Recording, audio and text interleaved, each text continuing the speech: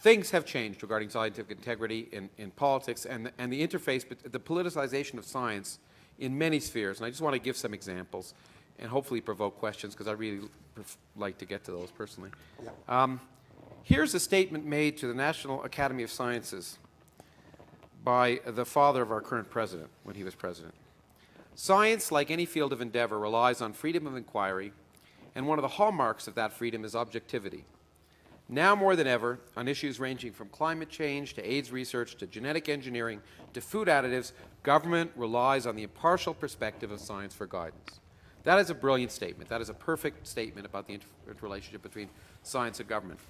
Now let me read a statement from the current administration. This administration looks at the facts and reviews the best available science based on what's right for the American people. Do you get the subtle difference there? So you decide what's right for the American people, and you pick the science that works. Okay? That's a problem. And that's a severe problem. And I have to say that it's a problem that's caused a number of us to be very upset. But it's interesting to see the impact.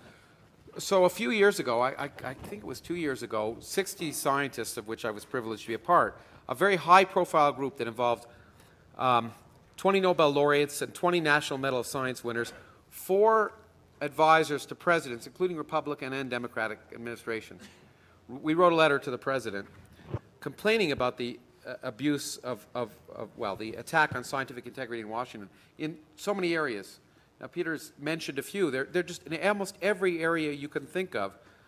One has seen censorship, in particular censorship of government scientists, on review panels, removing qualified people, putting people who are clearly unqualified, and distorting evidence, lots of it. Global warming, where you could look at internal EPA documents which were edited at the White House, and the internal EPA review said this no longer reflects the current scientific consensus or scientific understanding.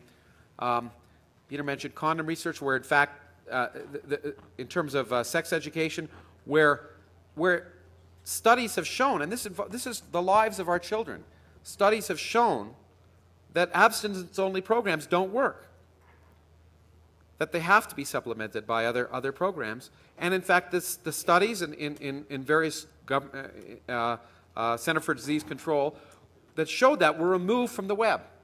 Were removed from the web because they said that, because it disagreed with the ideological view of the administration.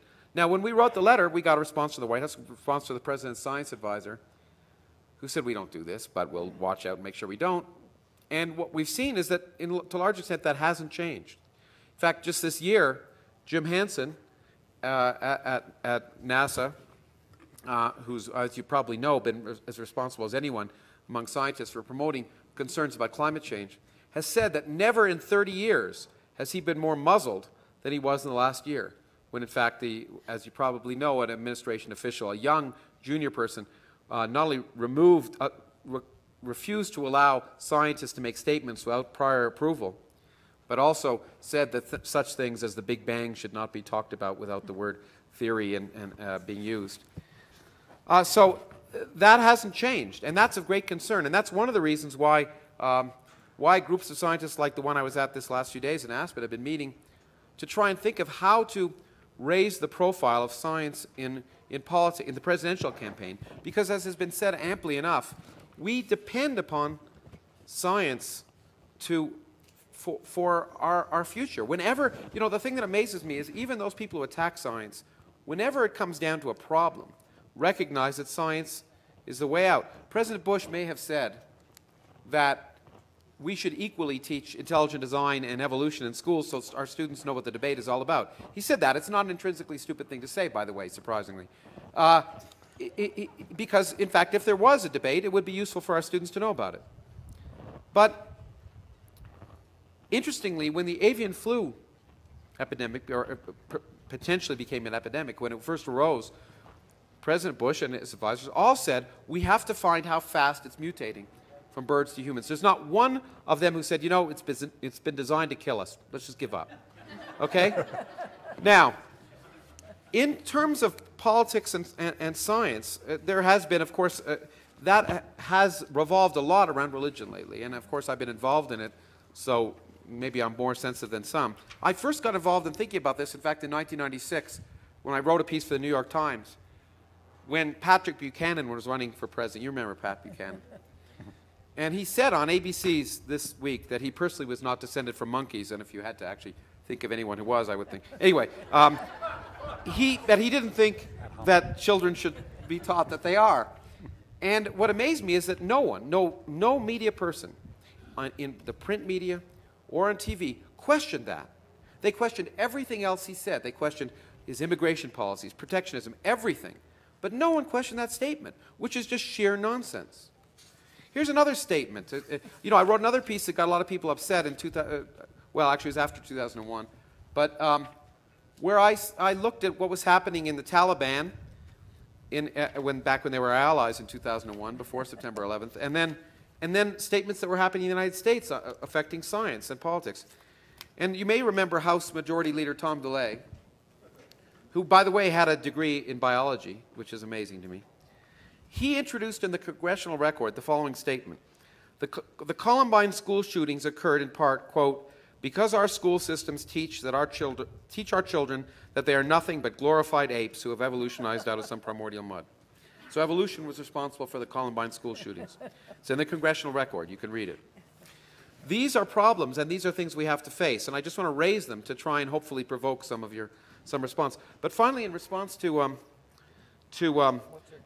no, not what's her name, Dorothy. But when she talked about basic research, I want to point out that this is another aspect of science and politics. And too often when scientists speak, I usually don't like to talk about funding, because the sense is that scientists are speaking out because we want more money. And we're being parochial. And I think when we often go to Washington to lobby for funds, that's what they think. But it is worth pointing out that there are severe concerns about the funding of basic research versus applied research. And we are seeing more and more that a lot of that used to be done in industrial labs like Bell Labs. But with the removal of that monopoly in particular, there's less free funding to support long-term basic research. And the examples of the problem, if at Bell Labs they had been assigned to do applied research and said, develop a better computer at the time, you would have found that they would have developed computers with quicker cranks and wheels, because those were the computers at the time. Instead, because they were free to do what they want, they invented the transistor, which has, of course, changed the world. Not because they were told to develop a transistor, or not because they were told to develop better computers, but because they were free to do curiosity-driven research. And our standard of living now in this country relies on the curiosity-driven research of more than a generation ago. And I have severe concerns about how our standard of living in this country will be in 25 years if we don't support the kind of basic research we need to do, curiosity-driven research, because we don't know where it's going to lead. And I think I'll end with a quote from Robert Wilson. I don't think we used it this morning, but it's important.